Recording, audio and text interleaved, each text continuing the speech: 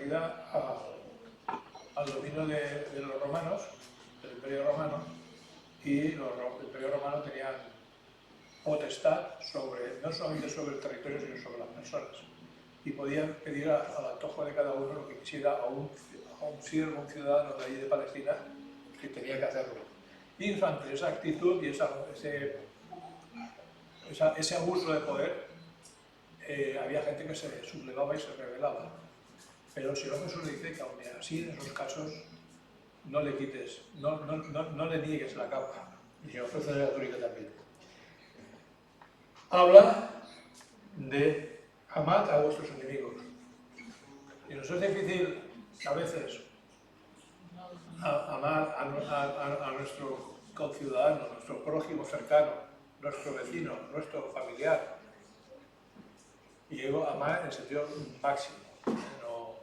No que te caiga bien o te deje caer, eso no es necesariamente amor, ni mucho menos. Pero dice, amad a vuestros enemigos. Enemigos, no los que yo considero enemigos, sino que incluso el otro te tiene a ti como enemigo. Es muy difícil aplicarlo, pero esto lo dice el Señor Jesús a sus discípulos. Y el Señor Jesús, con todo lo que dice la palabra, lo aplicaba, lo hacía. Y como vemos al final, dice, porque Él es benigno, dice, bueno, vamos al 15 y el 35 y el 36. Amad pues a vuestros enemigos y haced bien y prestad, no esperando de ello nada. Y será vuestro galardón grande y seréis hijos del Altísimo. Porque Él es benigno, el Altísimo, Dios, para con los ingratos y malos. O sea, todos somos ingratos y malos a los ojos de Dios. Todos. Y sigue, y con un imperativo. Sed, pues, por tanto, sed misericordiosos, movidos a misericordia, amorosos, mostrar amor, pero no de manera de palabra, sino de manera práctica, como también vuestro Padre es misericordioso. Y claro, nuestro Padre envió a Jesús aquí a morir por nosotros, a perdonarnos, que éramos, lo que vamos a decir, enemigos de Dios. Enemigos de Dios. Dios es santo y nosotros enemigos. Y en cambio, Él nos da ejemplo práctico y único del amor hacia los enemigos, enviando a su Hijo a morir por nosotros en la cruz. Aunque Él pague nuestro pecado.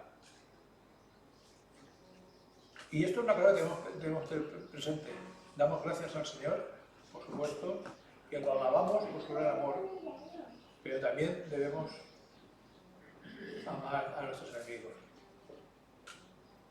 La venganza es del Señor. Yo no digo que el que hace mal se quede sin paga. Pero no es cuestión nuestra, es cuestión del Señor. Mía es la venganza, yo pagaré. O sea, tiene una paga el pecado. Y la paga del pecado sabemos que es la muerte. Pero la venganza no es nuestra, es del Señor. Nosotros debemos amar a nuestros enemigos. Pedir por ellos. Y enemigos, insisto, no es necesariamente el que está en la otra parte del río, del océano, del mar, en otro continente, en otro país de enfrente. También es el que está al lado nuestro, puede serlo perfectamente, pero también es los que están lejos de aquí, pero que también nos odian. No solamente no debemos odiar, pero también al que nos odia a nosotros, también debemos amar. Y es lo que yo quería transmitir con vosotros en momentos pues, que estamos oyendo cosas y viendo cosas de que hay odio en nuestra sociedad española, porque brota por todas partes, aflora, un poquito aflora, el odio, y también hay odio hacia el distinto, hacia el extranjero, al que es de otro pensamiento, de otro color, de otra ideología. Y todo eso brota de la maldad que existe en el ser humano. No son unos más buenos que los otros. Solamente Dios puede hacer cambiar los corazones. Bien, esto es lo que yo quería transmitir con vosotros en esta mañana. Y ahora vamos a pasar al periodo de alabanza y vamos a cantar el 161. Ven, es tiempo de alabarle, de adorarle. Ponemos en pie, por favor, lo que podáis.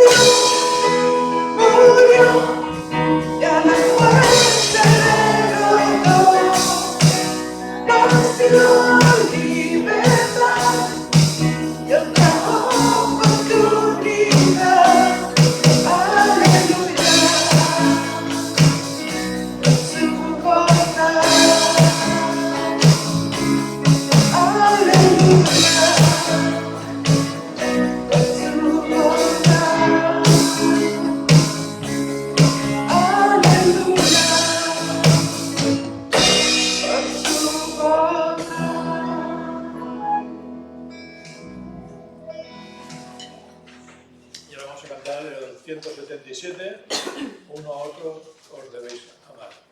Unos a otros os debéis amar. 177.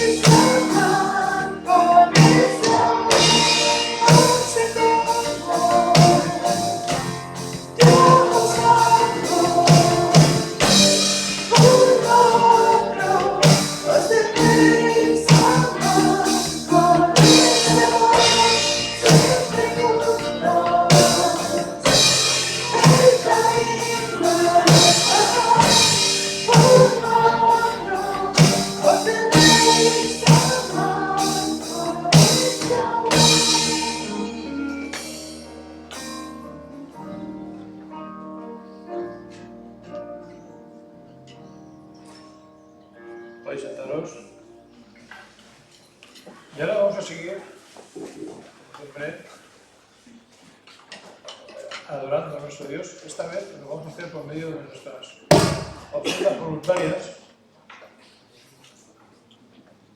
Y que se vean esto, pues eso, para lo que se recoja es para la gloria y honor de nuestro Dios y para poder ayudar a sustentar diferentes ministerios que tienen la Iglesia comprometidos, incluso la propia Iglesia. O sea, no es un tema recaudatorio ni mucho menos. Entonces, los que sois miembros, pues obviamente sabéis eso, pero si alguno nos visita y quiere participar libremente puede hacerlo, no está de modo alguno obligado a ello, por supuesto.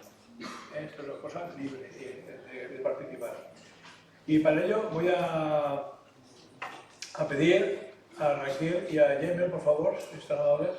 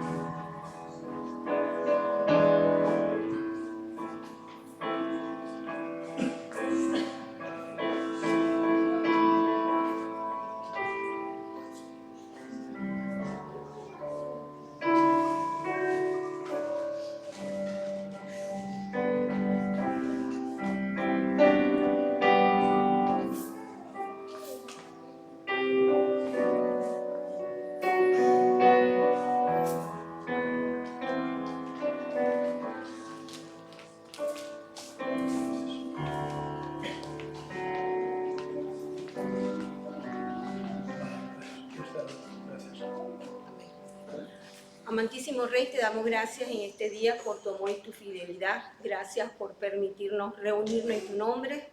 Pedimos en el nombre de Jesús por estas ofrendas y estos diezmos, para que sea, Señor, canalizado a mis buenos administradores, Señor, para que sea extendido tu reino, Señor, aquí en la tierra. Bendecimos a cada uno de ellos y que los que no tienen trabajo seas tú prosperándoles y abriendo las puertas. También bendecimos a los niños que van a recibir las clases en esta mañana. Sean bendecidos en el nombre de Jesús y te damos gracias. Amén y amén. Amén. Los niños, me queda uno, no se queda uno, ¿no? Creo que ya están todos. Como si queda uno, saca la clase. Para un momento. Están por ahí. Bien. Y nosotros nos quedamos aquí para escuchar el mensaje que el Señor ha puesto en el corazón de nuestro hermano Josué. Josué, cuando quieras.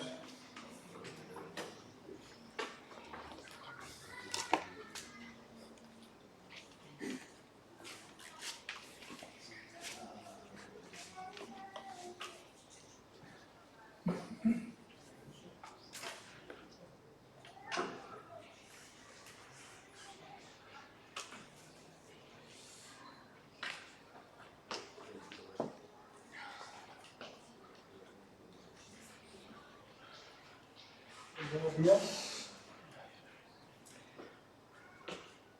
Vamos a tener una lectura. Hoy vamos a hacer una pequeña pausa en nuestro estudio del Evangelio de Marcos y vamos a leer en la segunda carta del apóstol Pablo a los tesalonicenses.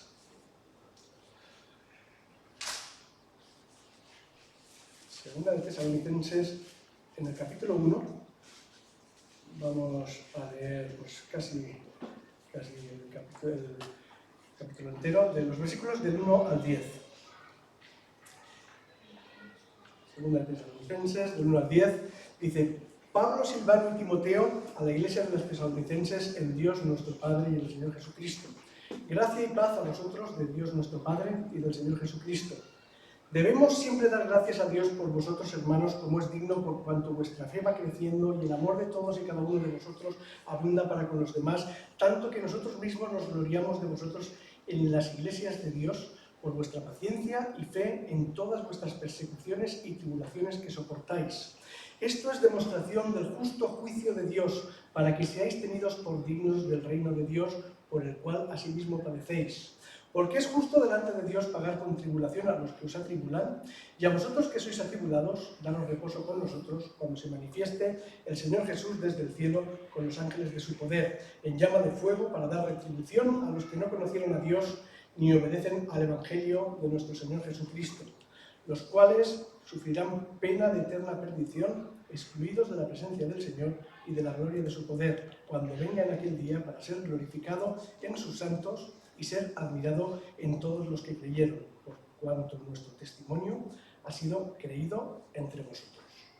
Señor, te damos muchas gracias por tu palabra, te damos muchas gracias porque podemos escuchar lo que tú nos quieres decir, y te pedimos, Señor, que en esta mañana tú nos ayudes a entender con claridad tu Evangelio, a entender tu buena noticia, tu mensaje que tú nos quieres dar hoy, y también, Señor, a saber cómo aplicarlo en nuestras vidas. Te lo pedimos todo en el nombre de Jesús. Amén. Amén. Pues generalmente nos acercamos a las cartas de Pablo y a otras cartas del Nuevo Testamento como si fueran una especie de tratados teológicos escritos para que los predicadores y los estudiosos realicen pues, sus análisis y sus comentarios académicos y profundos, ¿verdad?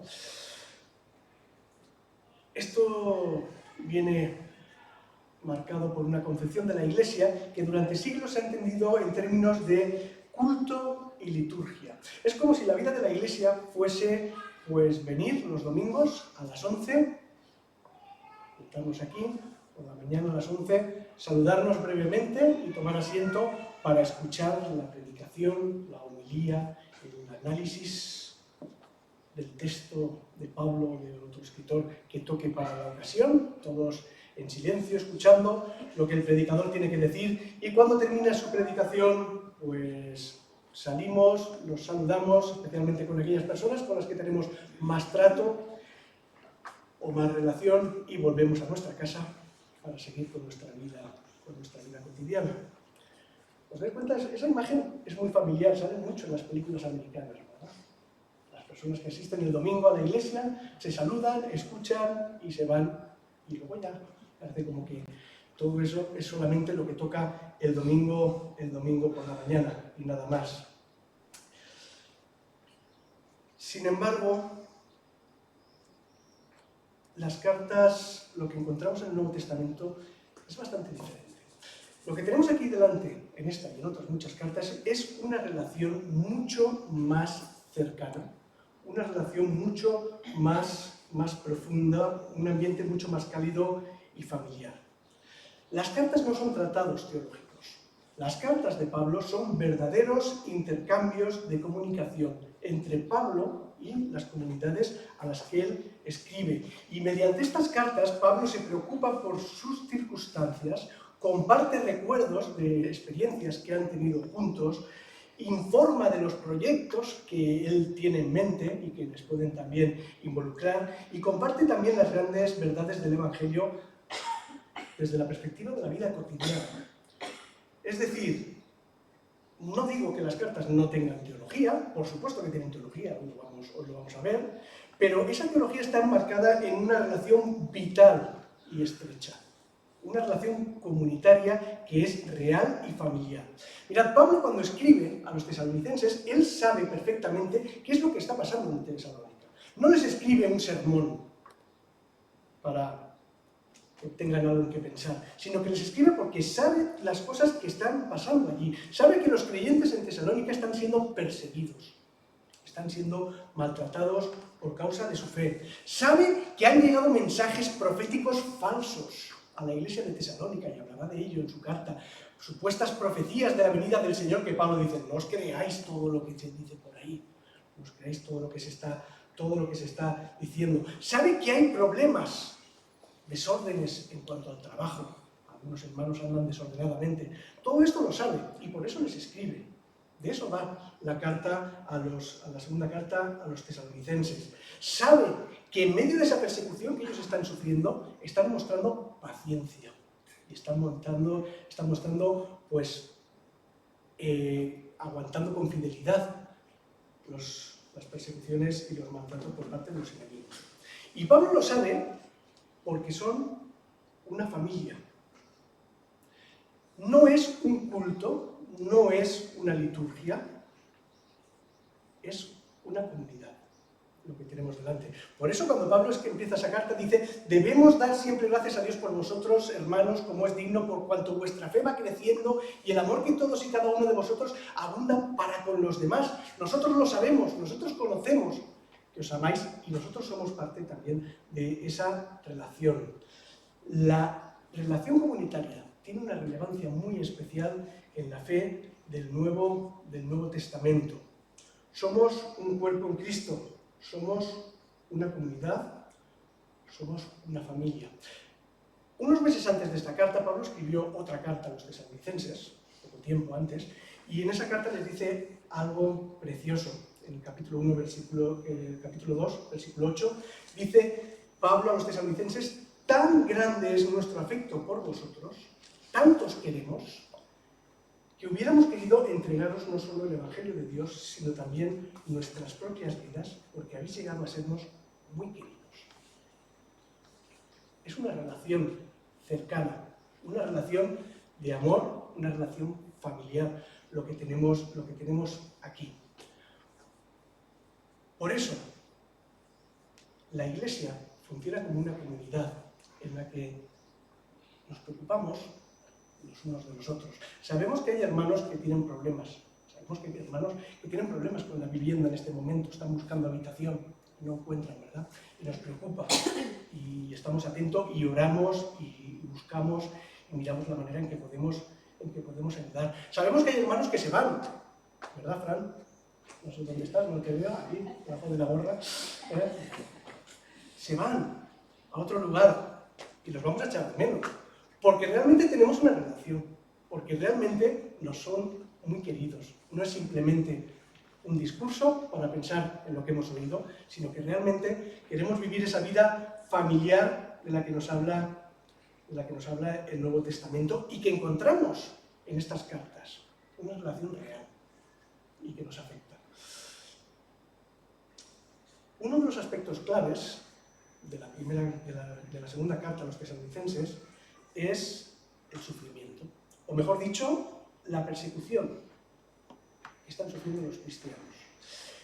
Este es precisamente el tema que se aborda en el primer arranque de esta carta.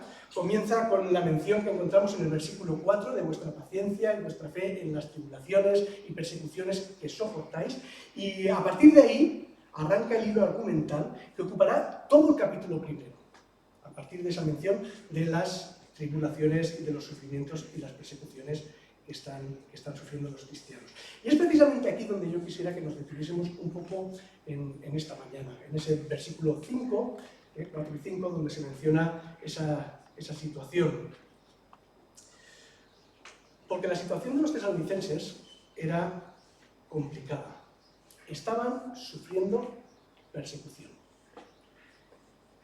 Pablo ya ha descrito esa persecución en la primera carta que les envió, como hemos dicho, unos meses antes, y la tenemos descritas en 1 de Tesalonicenses, capítulo 2, los versículos del 14 al 16. Pablo les dice a los tesalonicenses: porque vosotros, hermanos, vinisteis a ser imitadores de las iglesias de Dios en Cristo Jesús que están en Judea, pues habéis padecido de los de vuestra propia nación las mismas cosas que ellos padecieron de los judíos, los cuales mataron al Señor y a sus propios profetas, y a nosotros nos expulsaron, y no agradan a Dios, y se oponen a todos los hombres, impidiéndonos hablar a los gentiles para que estos se salven. Así colman ellos siempre la medida de sus pecados, pues vino sobre ellos la ira hasta el extremo.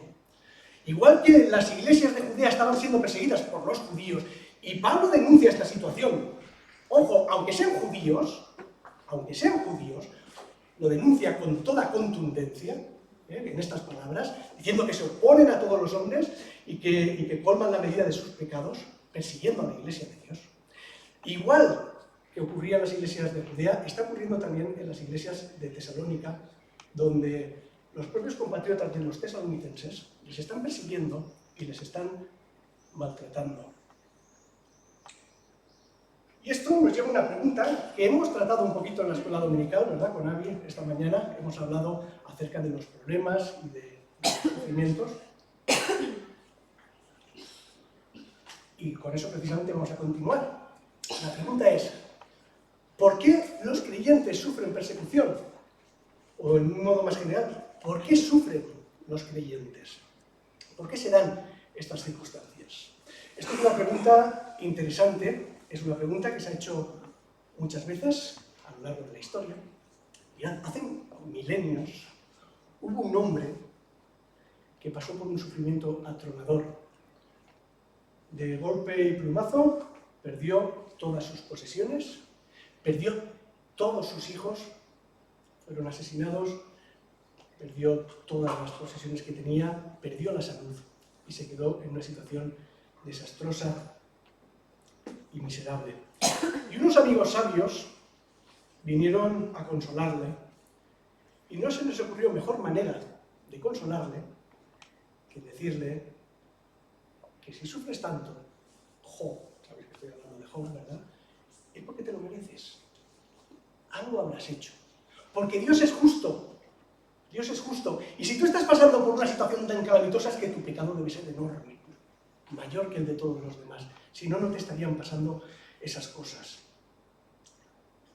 Elifaz Tenamita, uno de los amigos de Job, en el capítulo 22, los versículos 4 y 5, le dice a Job, ¿acaso te castiga Dios o viene a juicio contigo por causa de tu bondad?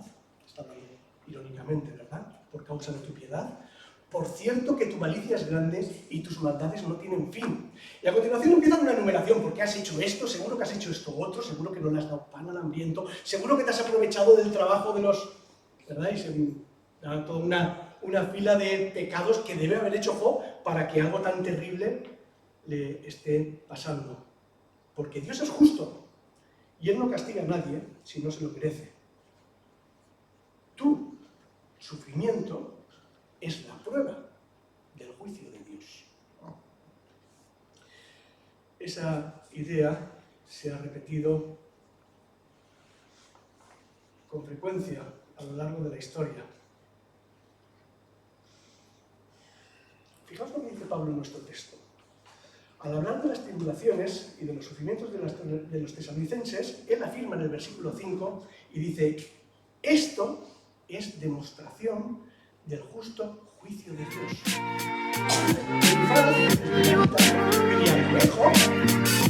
Pablo me da la razón, está diciendo lo mismo que yo estoy diciendo. El sufrimiento es evidencia del juicio divino. Dios te está castigando, o si lo prefieres, te está corrigiendo.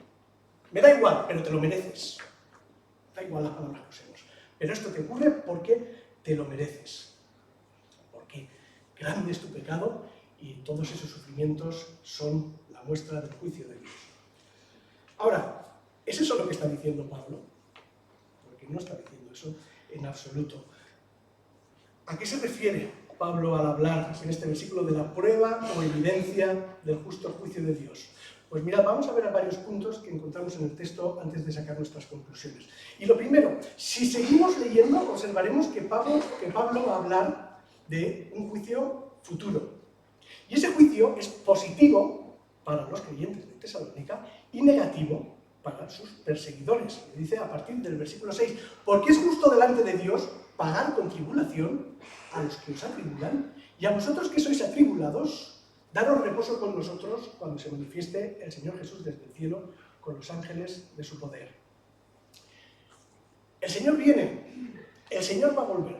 Y cuando el Señor vuelva, nos enseña la Biblia que habrá un juicio.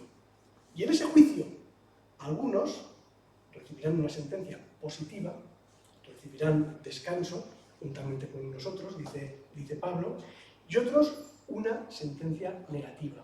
Serán atribulados cuando el Señor venga con los ángeles de su poder. Se manifestará el juicio justo y definitivo cuando el Señor regrese. El sufrimiento de aquellos que obtengan una sentencia negativa lo encontramos en el versículo 9. Dice, sufrirán eterna perdición, excluidos de la presencia del Señor y de la gloria de su poder. Mirad, no es mucho lo que podemos decir acerca del infierno o acerca del juicio eterno, ¿verdad? Porque las imágenes que se utilizan en la Biblia muchas veces son imágenes simbólicas, ¿verdad? No son relatos, no son una descripción literal, son imágenes que evocan, imágenes que simbolizan y que nos ayudan a entender lo que significa que el Señor declare la sentencia de condenación en ese día. Nuestro texto nos da una idea que es fundamental y nos dice que esa sentencia constará sobre todo en pena de eterna perdición porque serán excluidos de la presencia del Señor y de la gloria de su poder. Eso significa que esas personas que se les da esa sentencia negativa no van a poder disfrutar del mayor don que el Señor tiene preparado, que es la presencia, el compañerismo, la bendición de estar con Jesús. Porque eso es el cielo. Eso es la recompensa que el Señor tiene preparada para nosotros. Una eternidad con Cristo. Pero algunos, dice el texto, serán excluidos de esa eternidad con Cristo. Y eso es eterna perdición. Eterna perdición. ¿Quiénes son los que serán excluidos? Pues el texto no lo dice. Primero nos ha dicho ya en el versículo 6 que son los que les persiguen, ¿verdad? Pero el texto añade más. En el versículo 9, también, el versículo 8, perdón, añade que son los que no conocieron a Dios ni obedecen el Evangelio de nuestro Señor Jesucristo. Y ahí es la pregunta. ¿Conoces a Dios? ¿Obedeces el Evangelio de nuestro Señor Jesucristo? Porque según la respuesta que demos a esta pregunta, pues hay dos destinos diferentes. Pena de eterna perdición para los que no, y estar con Cristo, lo cual es muchísimo mejor, por toda la eternidad, para los que sí. ¿Obedeces el Evangelio? ¿Cuál es el mandamiento del Evangelio? Primera de Juan, capítulo 3, versículo 23. Y este es su mandamiento, que creamos en el nombre del Hijo de Dios y que nos amemos los unos a los otros tal como Él nos manda. ¿Obedeces el Evangelio? ¿Crees en el Evangelio? Obedecer el Evangelio y creer en el Evangelio son lo mismo. ¿Crees en el Evangelio? Ahí está la diferencia. Como decía, cuando el Señor vuelva, unos obtendrán reposo y otros privación en función de esta pregunta. Pero esto es un juicio futuro, ¿verdad? Algo que ocurrirá cuando el Señor regrese y que estamos esperando. Pero el texto también nos habla de un juicio actual, cuya sentencia se evidencia ahora, y esto nos devuelve al versículo 5. Cuando la Biblia habla de juicio, con frecuencia se refiere al acto judicial, al veredicto que se pronuncia, la declaración de la sentencia que establece que alguien es culpable o inocente.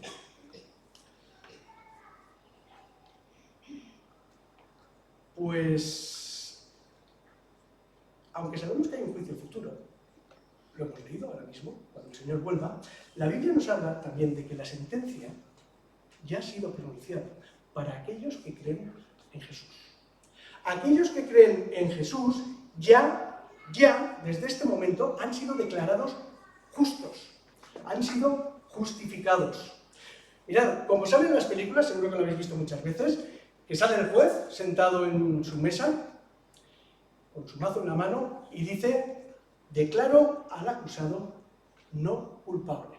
Y da un mazazo para confirmar la sentencia, ¿verdad? En el momento en que los creyentes nos convertimos y aceptamos al Señor Jesucristo, el juez verdadero, el juez absoluto, ha dado un mazazo sobre la mesa y ha dicho: inocente, justificado, absuelto. Resulta chocante, ¿verdad?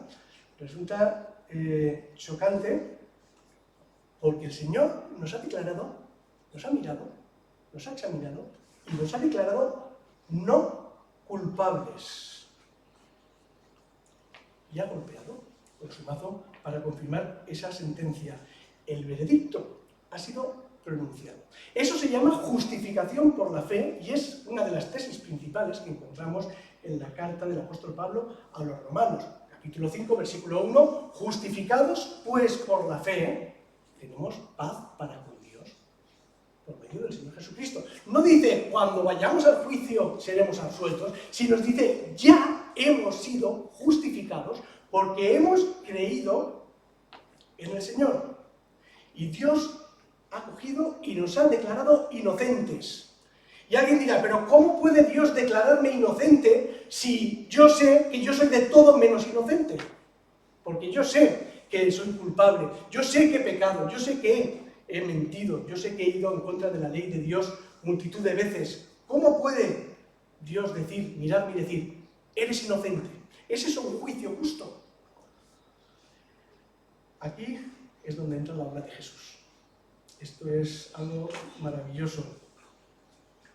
Él es nuestro sustituto.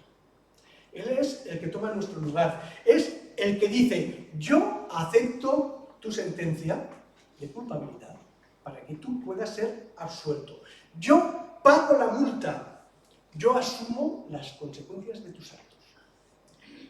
Yo entrego mi vida a cambio de la tuya. Eso es lo que ha hecho Jesús para todos aquellos que creemos en Él. ¿Os dais cuenta de lo que eso significa? La fe del Nuevo Testamento, el cristianismo, en su sentido real, el cristianismo bíblico, no es un sentimiento religioso, no es un acto de contrición, no es un propósito, intento ser mejor persona, como decía en una serie, ¿verdad? Intento ser mejor persona y el Señor tiene que recompensar mi esfuerzo y tiene que tenerlo en cuenta. No tiene nada que ver con eso. El cristianismo es la buena noticia de que Dios, el justo juez, al ver nuestra indignidad, decidió cambiarse por nosotros para sacarnos del abismo. Aunque eso a él le supuso hundirse en la miseria y bajar hasta las partes más bajas de la tierra. Y todo eso lo hizo Jesús al entregar su vida por nosotros en la cruz para poder declarar inocentes a personas que, y creedme que lo digo muy en serio, somos de todo menos inocentes. Somos de todo menos inocentes. Pero Dios nos mira a través de Jesús y dice, justificado, absuelto. Justificado no es hacer justo, como con el catolicismo romano. Justificado es declarar justo. Decir, eres justo, aunque no lo eres. Eso es lo que significa la justificación bíblica. Solamente el que es consciente de la enormidad de su pecado puede captar la profundidad de la maravilla de la salvación por gracia. Puede mirar esta sentencia y decir, estoy anulado. El Señor, el juez, me ha absuelto por la justicia de nuestro Señor Jesucristo.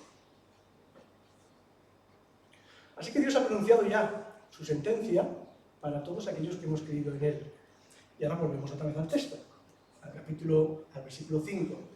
El antecedente del versículo 5, cuando habla de la evidencia, esto es demostración del justo juicio de Dios, no es la tribulación y la persecución, sino la fe y la esperanza que los creyentes demuestran en la tribulación y en la persecución. Es decir, Pablo dice, por vuestra paciencia y fe en todas vuestras persecuciones y tribulaciones que soportáis. Vuestra paciencia y vuestra fe, aun en medio del sufrimiento.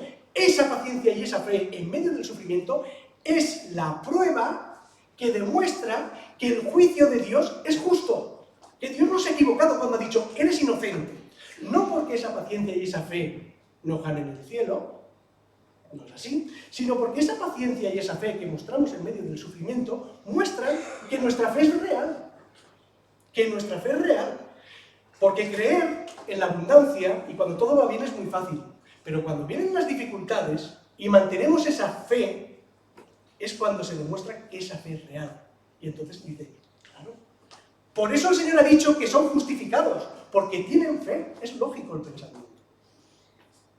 Es lógico el pensamiento. Tienen fe y la justificación, según la Biblia, es por la fe. Cuando uno demuestra en su vida esa fe, aun en las situaciones más difíciles, muestra que es un digno hijo de Dios. Que Dios no se ha equivocado al decir inocente, aunque no lo seas, porque no lo eres, insisto, ni yo lo soy. No somos inocentes, no. Nuestro pecado es muy real, pero el Señor nos lo ha perdonado solamente por gracia. Es decir, los sufrimientos no son el castigo de Dios por los pecados de los tesalonicenses, sino la prueba que demuestra que Dios no se ha equivocado al declararlos pueblo suyo, justos, inocentes. De modo que Elifaz Temamita, si hoy estás por aquí, porque Elifaz Temamita siempre está por aquí, a veces está incluso dentro de nuestra cabeza, ¿verdad? Diciendo, esto pasa porque, esto le ha pasado porque... Pues bien, Elifaz Temanita, estás equivocado, no tienes razón, es mentira, tu tesis no es cierta. Los creyentes sufren y muestran con ese sufrimiento que son dignos hijos de Dios. Y que eso nos lleva a la siguiente afirmación que encontramos en el versículo y que quiero detenerme también un momentito, también ya para casi terminar. Dice el texto que esto es demostración del justo juicio de Dios para que seáis tenidos por dignos del reino de Dios por el cual asimismo padecéis. Qué frase tan maravillosa. Sed considerado digno del reino de Dios. Por supuesto, hablando estrictamente, nadie es digno del reino de Dios. Solo Jesús es digno del reino de Dios. Porque solo Jesús tiene un comportamiento ejemplar que realmente le hace digno y merecedor del reino de Dios. Pero aunque no somos dignos del reino de Dios, el Señor nos mira y nos considera dignos del reino de Dios. Y como digo, esto es algo maravilloso, porque no lo somos. Mira, si tú te crees que eres digno del reino de Dios, a lo mejor es que no has entendido nada de lo que es el reino de Dios. Porque cuando analizamos lo que es el reino de Dios en profundidad, nuestro análisis es, no somos dignos. Como decía Isaías, cuando se encontró con el Señor, miserable de mí. ¿Cómo puedo yo sobrevivir siendo un hombre pecador delante del Rey Santo? Pero, aún así, cuando actuamos de la manera correcta, cuando ante la adversidad nos comportamos con fe y con esperanza, Dios nos tiene por dignos de su reino. Se complace en hijos como nosotros. ¿Os dais cuenta de qué afirmación tan alentadora? Que tu Padre Celestial te diga, eres digno del reino. Que tu Padre Celestial te diga, estoy orgulloso de ti. Estoy orgulloso de ti. Porque eso es lo que significa esta afirmación, ¿verdad? Cuando nos ve sobreponernos a las dificultades y pasar por medio de esos sufrimientos con fe y esperanza. Qué pensamiento más alentador, ¿verdad? En medio del sufrimiento. Mi Padre Celestial está orgulloso de mí. Lo dice Él en su palabra. Y esa idea la podemos extrapolar a todo tipo de sufrimiento, no solamente a la persecución por causa de la fe, que es mayormente lo que habla Pablo, sino que en cualquier situación podemos hacernos esta idea. Y podemos decir, no sé por qué estoy sufriendo, no sé por qué estás sufriendo, no sé por qué te ocurre todo esto, por qué me ocurre, no lo entiendo, pero hay una cosa que es muy importante y es que aun en medio de estas circunstancias tan difíciles, puedo vivir como es digno del reino de Dios. Puedo parecer miserable a los ojos del mundo por mi situación. Sin embargo, sé que nuestro Padre Celestial me mira, os mira, y está orgulloso de nosotros. Ojalá todos vivamos como es digno del reino de Dios. En la salud, pero también en la enfermedad. En la riqueza, pero también en la pobreza, ¿verdad? Como se suele decir en las bodas. que podamos vivir, sea cual sea la situación, como es digno del Señor y que Él diga, estoy orgulloso de mis hijos. Quiero terminar con los versículos 11 y 12, que no hemos leído al principio, pero que sin duda son la conclusión natural de este pasaje. Dice Pablo, por lo cual asimismo oramos siempre por vosotros, para que nuestro Dios os tenga por dignos, vuelve a aparecer la misma idea, de su llamamiento, y cumpla todo propósito de bondad y toda obra de fe con su poder, para que el nombre de nuestro Señor Jesucristo sea glorificado en vosotros y vosotros en Él, por la gracia de nuestro Dios y del Señor Jesucristo. Que podamos vivir vidas dignas de nuestro llamamiento, es decir, que nuestro Señor Jesucristo pueda ser glorificado por medio de nuestro comportamiento en todas las situaciones, aún en las más difíciles. Señor, te damos muchas gracias porque estamos convencidos, tenemos la certeza de que tú nos has salvado por gracia, por pura y absoluta gracia, porque nosotros no lo merecemos, porque nosotros no somos inocentes, pero aún así tú nos ves a través de Jesús y nos dices inocente por la obra de nuestro Señor Jesucristo.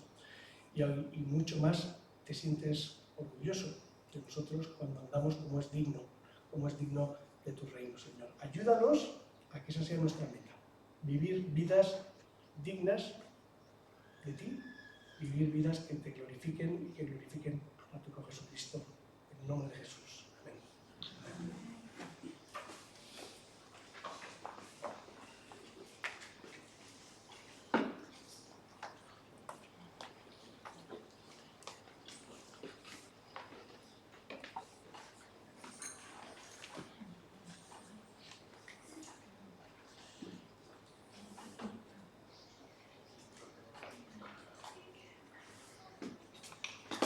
Damos gracias al Señor por su palabra, también a su hermano Josué, por su disposición a compartirla con todos nosotros. Bueno, esto se está acabando, pero aún quedan cositas.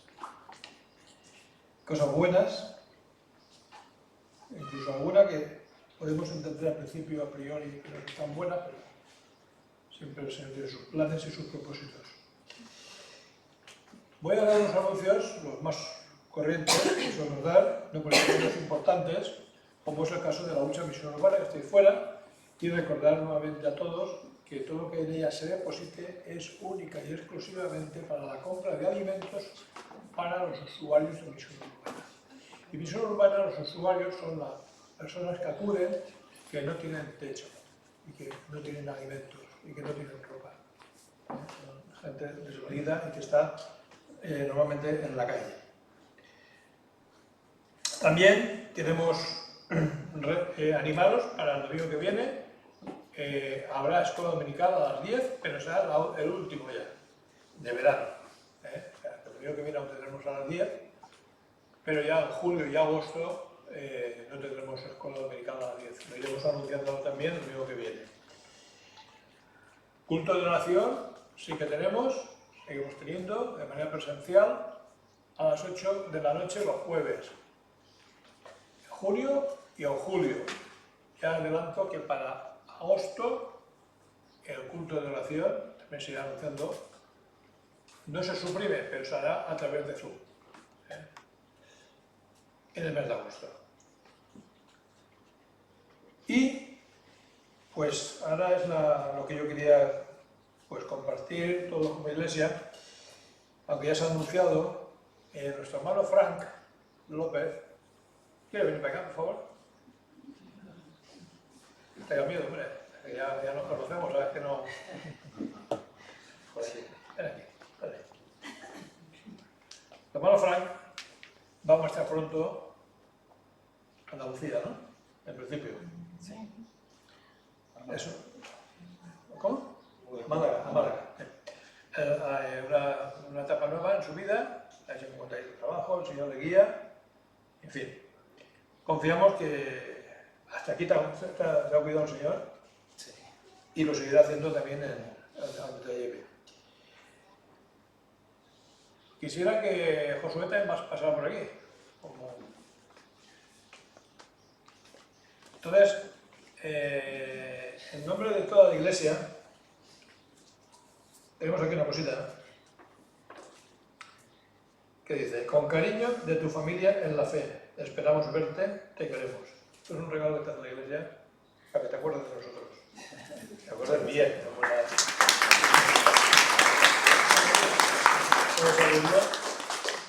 Yo sé que culturalmente, no sé en qué, donde cada uno procede, cuando le hacen un regalo a uno, que no lo ha experimentado, te lo guardas y lo ves en España, pero sepa, hay que abrirlo en el momento y empeñarlo.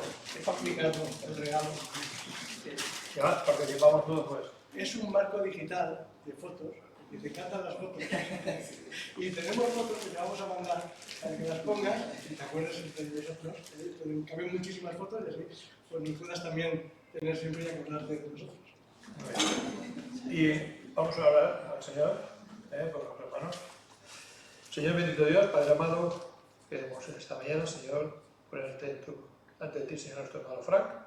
Gracias por que lo hemos podido conocer, Señor, gracias por el tiempo que ha estado con nosotros. Y ahora en este nuevo periplo, Señor, que tú lo sigas cuidando, lo sigas guiando y protegiendo, Señor. Guárdalo grandemente, Señor. En nombre de Jesús. Amén. Si quieres decir algo, puedes decirlo, ¿eh? Bueno, pues primero gracias a Dios, principalmente al Señor Jesucristo, porque me permitió conocerlos, llegar aquí, se convirtieron en mi familia en estos casi 3 años, estar con ustedes, y de verdad, esto lo digo de todo corazón, es lo mejor que me ha pasado en España. He tenido momentos muy difíciles, pero Dios me da una familia que me ayuda a fortalecerme, a soportar y a continuar.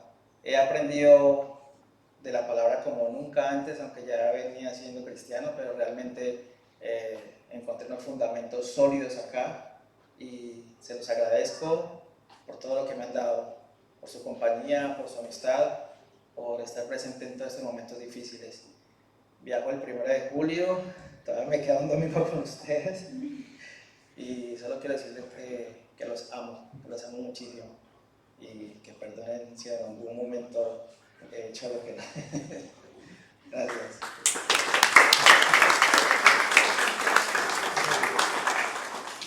Bueno, pues hemos terminado, ¿eh? Señor bendiga a todos.